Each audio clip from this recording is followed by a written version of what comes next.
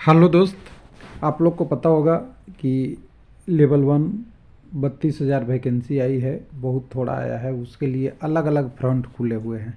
एक फ्रंट में एप्लीकेशन लोग भर रहे हैं और एप्लीकेशन की डेट भी एक्सटेंड हो गया है, वो भी देख रखे हैं। दूसरे फ्रंट में कोर्ट का अगली सुनवाई 28/3 को है।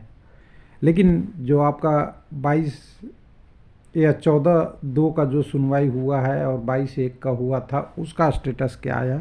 वो ऑफिशियल आ गया कि 10th प्लस ITI पे कोर्ट का क्या राय है, रेलवे ने क्या बोला और एप्लीकेंट ने क्या लिखा है, ऑफिशियल कॉपी आ गया है। तो इस हिसाब से तो लग रहा है कि अगली सुनवाई एक फॉर्मेलिटी से बन गई है और उसमें रेलवे को अभी जवाब देना है। लेकिन इस सुनवाई में जो चीज़ें लिखी है उसके बारे में इस वीडियो में बात करेंगे। बहुत इधर उधर की नहीं बात करेंगे, क्योंकि बहुत सारा इशू हो गया है और रेलवे एप्लीकेशन का डेट बढ़ा रहा है, तो उसमें आपको सारी चीज़ें दिखेगा। तो यहाँ पे देखिए, माननीय कोर्ट का सेंट्रल एडमिनिस्ट्रेटिव आ गया है, इनका जजमेंट और डेट देख लीजिएगा। जो सुनवाई कब हुई है वो आपका 14/2/25 को हुआ है और नंबर ऑफ एडजर्नमेंट एक बार हुआ है, एक बार अभी स्थगित हुआ है। निरंजन कुमार BS रेलवे का स्टेटमेंट है। एडवोकेट दोनों के लिए हो गए हैं, पहले श्रीकांत प्रसाद जी थे इनके लिए, और अब रेलवे की तरफ से भी RB सिन्हा और AS सिंह आ चुके हैं।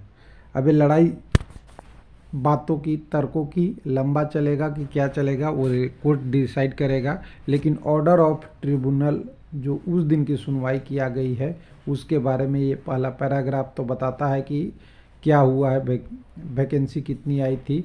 दूसरा पैराग्राफ में ये लिखा हुआ है कि 2018 से 24 तक 10 प्लस ITI की बात रेलवे ने कहा था। बाकी वर्ड बाय वर्ड पढ़ते रहिएगा, हमें उतने ज़्यादा करेंगे तो बहुत लंबा हो जाएगा। इसमें ये लिखा हुआ है कि 10th प्लस ITI के लिए रेलवे ने नोटिस छापा था अलग अलग तरीके से। और तीसरा में जब लिखा हुआ है कि जब 22/1/25 को जब हुआ और जब नोटिफिकेशन आया, उससे पहले ही रेलवे ने कुछ चीज़ें ऐड कर दिया और उसके बारे में रेलवे ने जो स्टेटमेंट दिया है सारी चीज़ें के लिए वो लिखा है कि रेलवे क्यों ऐसा किया उसके बारे में है। तो पहला कह रहा है कि रेलवे की रूल 123 RAC के हिसाब से है कि वो मिनिमम क्वालिफिकेशन रिक्वायरमेंट के लिए कभी भी चेंज कर सकता है। जो 10th पास और ITI है अभी के डेट में, जो रेलवे बोर्ड से अप्रूव हुआ है उसके बारे में है। जो आपने RBE नंबर 1/2025 में देख चुके हैं, वही RBE 2/1/25 को जारी हुआ था, जिसमें ITI होल्डर के लिए कह रहा है कि अलग से केस नहीं दिया हुआ है। तो यहाँ पे रेलवे का कहना है कि हम अगर ऐसा किए हैं तो उसमें ITI वाले भी कैंडिडेट शामिल हो रहे हैं और 10th वाले हो रहे हैं, और 10th वाले लार्ज क्वांटिटी में हो रहे हैं, इसलिए बहुत ज़्यादा है। और इसी को रेफरेंस बना के 10th के बेस पे कोर्ट ने भी बोला है कि बहुत ज़्यादा लोग सम्मिलित हो रहे हैं, तो किसी को हम रोक नहीं सकते कि ज़्यादा लोग सम्मिलित हो रहे हैं। यानी रेलवे का डायरेक्शन सीधा सा है कि हमारा काम लोक कल्याण का है, मैं ज़्यादा लोगों को ले सकता हूँ और ज़्यादा से ज़्यादा लोग भर्ती होंगे, वो भी कहा है। रेलवे ने ये भी बोला है कि पहले जो हमारा रिकमेंडेशन था जो 6 पे कमीशन में, उसमें रेलवे की एजुकेशनल क्वालिफिकेशन, एक मिनट कहाँ गया जी, रेलवे में जो ग्रुप D या लेवल 1 की एजुकेशनल क्वालिफिकेशन था वो पहले 8 था। एक मिनट कहाँ गया वो पैराग्राफ है, देखिए। Prior to above recommendation entry और qualification of various group D post was 8। तो मैंने कई वीडियो में बता रखा है कि रेलवे ग्रुप D में 8वीं पास से लिया जाता था और उस समय तो और भीड़ होती थी। उसके बाद 10th हुआ, फिर रेलवे ने रिकमेंडेशन पे 10th प्लस ITI किया। देखिए यहाँ सब कुछ रेलवे अपने तरीके से सही है, बस एक ही गलती है कि इन्होंने नोटिस निकाल के लोगों को बैल बेच के ITI करवा दिया। वो ITI नहीं लिखता तो कोई दिक्कत नहीं था, लेवल 1 के लिए 10th क्वालिफिकेशन सफिशिएंट अभी के डेट में है। लेकिन टेक्निकली उनका रिकमेंडेशन आया था कि टेक्निकल जो डिपार्टमेंट है उसमें ITI कैंडिडेट रहेंगे तो रेलवे को हाई स्पीड या रेलवे के बहुत सारी चीज़ें में अचीवमेंट करने में मदद मिलेगी और चीज़ें प्रोग्रेस होगी, क्योंकि आईटीआई वाले स्किल होते हैं और हंसुआ हथौड़ा चला सकते हैं और रेलवे की चीज़ों को समझ सकते हैं। अब इस पे देखिए कोर्ट का रिकमेंडेशन आया है कि इंतरिम रोक हम नहीं दे सकते, क्योंकि मिनिमम एज क्वालिफिकेशन किसी कैंडिडेट को वैकेंसी में आने से रोकता है। यानी बहुत सारे एस्पिरेंट हैं, उनके बारे में है। तो यहाँ देखिए लिख दिया है कि रन फॉर, देखिए learning council for applicant listed grant interim relief ही is relief decision is honourable apex court Tej Pratap, ये पहले का रेफरेंस दे के दिए कि more specially para number 15-16 and some state the administrator government employer should be act and prediction maiden in honor or promise made of practice established earlier. He is therefore submitted that there is an urgency in the case of the last date of filling of the application.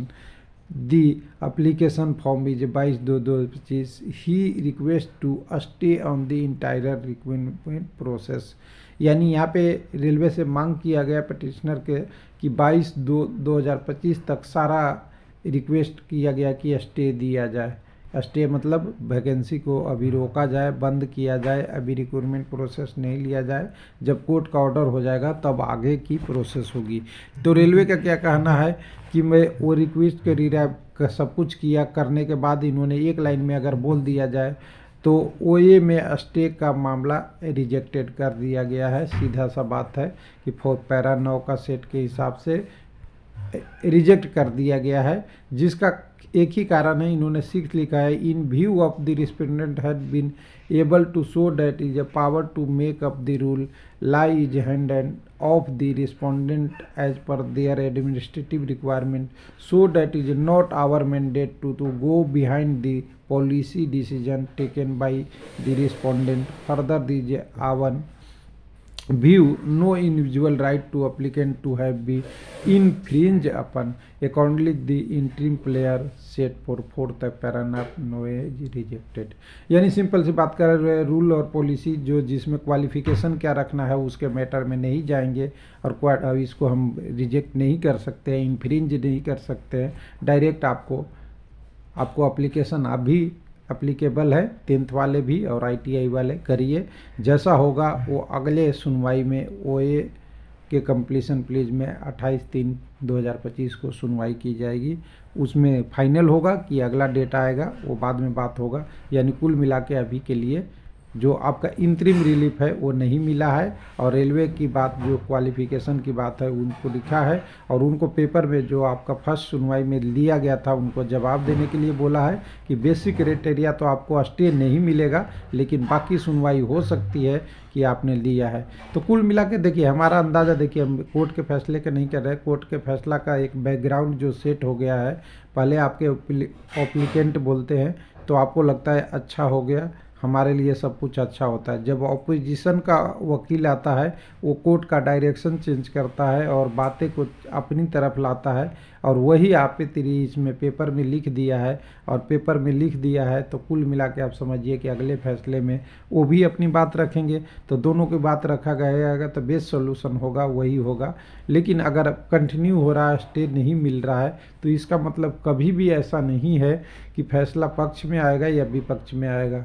अब merit पे बात होगी कि आपकी merit क्या है और railway क्या उसका जवाब दे रहा है, उस पे बात होगा। एप्लीकेशन भरा गया है क्योंकि रेलवे ने एप्लीकेशन निकाल दिया है और मान लीजिए कि रेलवे का लक्ष्य तो होगा 1 करोड़ फॉर्म भरने का, कि जैसे डेट बढ़ाया है। अगर 1 करोड़ फॉर्म भरा जाता है तो कोर्ट में आप जाएंगे कि इसकी परीक्षा लिया जाए या ज़्यादा लोगों को भर्ती किया जाए तो आपके पक्ष में होगा। आप 1 करोड़ से 90,000 करने की कोशिश करें, 90 लाख करने की कोशिश करेंगे या एप्लीकेशन कम करने के लिए करेंगे, तो कोर्ट क्या कहेगा कि बाकी जो जितने कैंडिडेट को कम कर रहे हैं उनको रोका जा रहा है, तो वो हमारे लिए वो गलत हो रहा है और पॉलिसी मैटर पे हम बात नहीं करेंगे। तो कुल मिला के यही है कि कोर्ट का एक ही व्यू होता है, जन कल्याण। जन कल्याण मतलब ज़्यादा लोग को शामिल करना, किसी की राइट को रोकना नहीं, और इन्होंने एप्लीकेशन जो दिया था वो एप्लीकेशन पे अब मेरिट पे बात होगा कि आपने इतना दिन तक नोटिस क्यों दिया था। अगर आपको यही रखना था तो नोटिस पहले हटा लेते, जिससे बहुत सारे लोग जो अपने खर्चे करके ITI किए हैं वो नहीं करेंगे। लगता है अब वही मैटर बच गया है। तो उम्मीद है कि जो मुझे समझ में आया बताने की कोशिश किया है। और हमने थोड़ा पैराग्राफ पढ़ने में मैं बहुत जल्दी करता हूँ और बहुत सारी चीज़ें हैं कि इंग्लिश का मीनिंग बहुत चेंज हो जाता है, तो वो सब चीज़ों पे मैटर नहीं है। मैटर अब एक ही है कि ITI और 10th पे केवल मेरिट पे अब बात होगा। स्टेप पे ख़त्म हो गई कहानी। अब बात होगा कि ये होना चाहिए या कितना इसमें होगा। तो देखिए दो ही चीज़ था, कैंडिडेट को यही था कि फॉर्म भर के हटा तो सकते नहीं, अब क्वालिफिकेशन चेंज हो नहीं सकता। अब जो भी हो सकता है कुछ सीट रिजर्व की बात हो या कुछ और चीज़ों की बात हो, वहीं पे बात होगी। ऐसा बहुत ज़्यादा लार्ज क्वांटिटी में चेंज होके 10th वाला का तो रोका नहीं जाएगा। और 32,000 वैकेंसी है, उसमें से ऐसा भी नहीं होगा कि सारा टेक्निकल का पोस्ट छोड़ के 4 से 5,000 10th को छोड़ दिया जाए। ये भी मुश्किल ही लग रहा है जैसा कोर्ट का व्यू है। बाकी तो मैं ये नहीं कहूँगा कि मैं ITI के पक्ष में हूँ या 10th का है। सबको एप्लीकेशन में एक सीधा सा फंडा था, रेलवे ने गलती किया था, ITI दिया, लोगों को ITI करवाया, पैसे खर्च करवाया और लोग उम्मीद में रखे थे कि अगला सिलेक्शन होगा तो मेरा हो जाएगा। वो गड़बड़ है और 2-3 बार उसी पे बात होगा। Thank you. धन्यवाद।